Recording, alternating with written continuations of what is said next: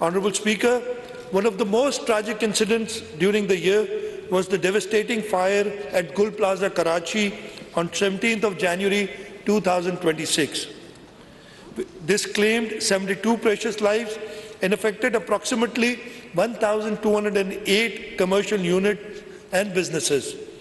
Recognizing both the human tragedy and the economic devastation suffered by hundreds of families and traders, the government approved one of the largest relief and rehabilitation packages ever extended for a commercial disaster in Sindh. A comprehensive package of rupees 8.45 billion was announced, comprising compensation for bereaved families, direct financial assistance to affected shopkeepers, and compensation for inventory and business losses. Under this package, compensation of rupees 10 million per deceased victim was approved.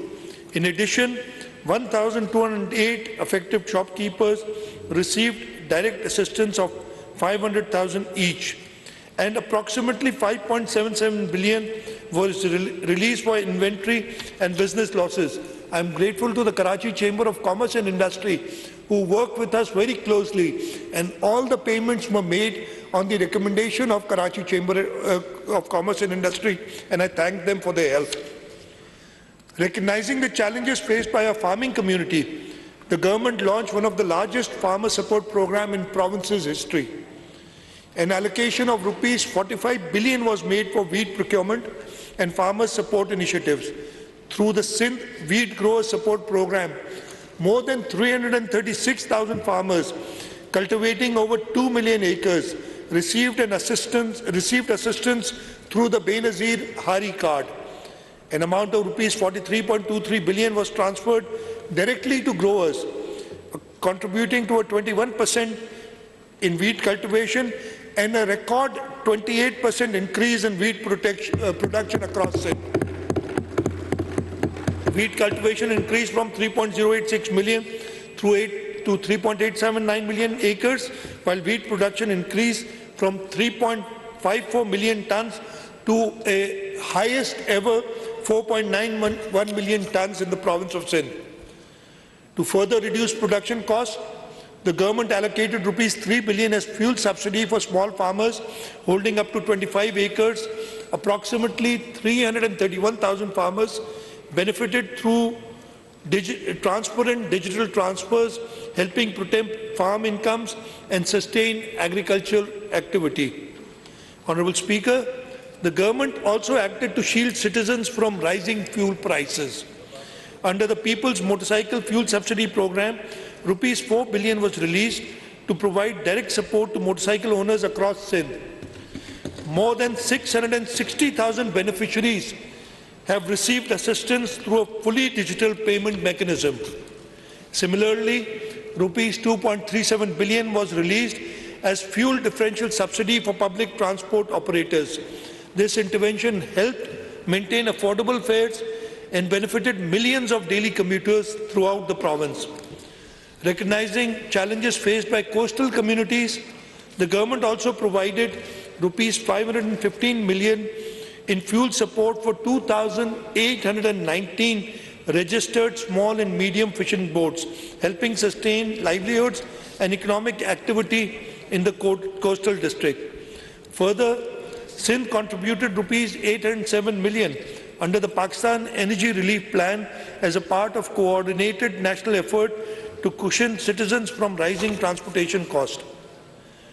Honourable Speaker, I now turn to the flagship achievements that have transformed communities, strengthened infrastructure, and laid the foundation for long-term prosperity across Sindh. These achievements represent communities restored, homes rebuilt, services expanded, jobs created, and opportunities unlocked for millions of citizens across Sindh.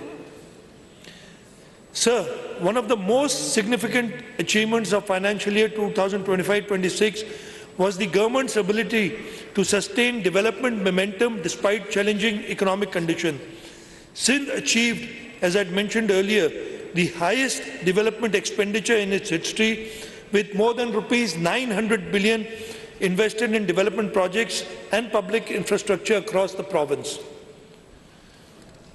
Last year, we committed to rebuilding homes and restoring dignity to families affected by the devastating floods of 2022. Today, sir, I am proud to report that Sindh People's Housing for Flood Affectees has emerged as the largest owner-driven housing reconstruction program in the world. The program has attracted international financing of approximately US $1.675 billion, reflecting the confidence of development partners in Sindh's ability to deliver large-scale projects efficiently and transparently.